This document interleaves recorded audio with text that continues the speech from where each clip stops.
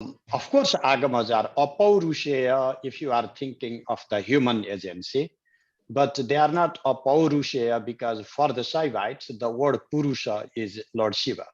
I mean, like Tat Purusha, right? I mean, they are coming from Shiva. So the term apaurushaya can be derived differently.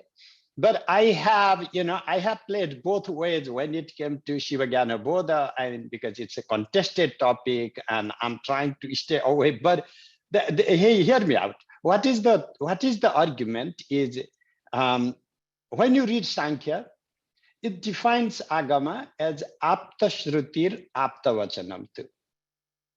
So when Shabda Pramana is discussed, for many shāstras, darsanas, it's not just the Vedas. Apta shruti, the hearing of those who are authoritative, they are considered agama, they are considered pramana.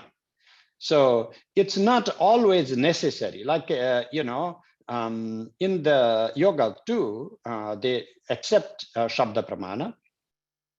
But again, it's this Shabda, by Shabda, do they actually mean the Vedas?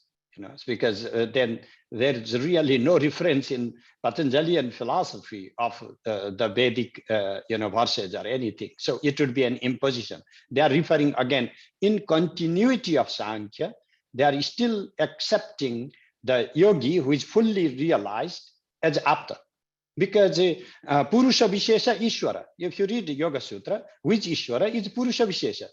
And so are you, when you actualize, when you liberate, when you free yourself from your klesha and karma and vipaka of all your karmas, you are also equal to Ishvara. So, and then why should your words not be a testimony? So the point being, agamas are as authoritative as any other sources can be. In terms of intertextuality, if you read the Taittiriya Aranyaka, you'll find this pañcabrahma mantra, Ishanaha Sarvavidyanam, etc. So that is a Vedic text. We all know that. And you will see that 28 of the Āgamas, Śaiva, Raudra Āgamas, are firmly grounding the practices centered around these mantras. And so how could the mantras they are simply exposing be not agamic in terms of non-Vedic?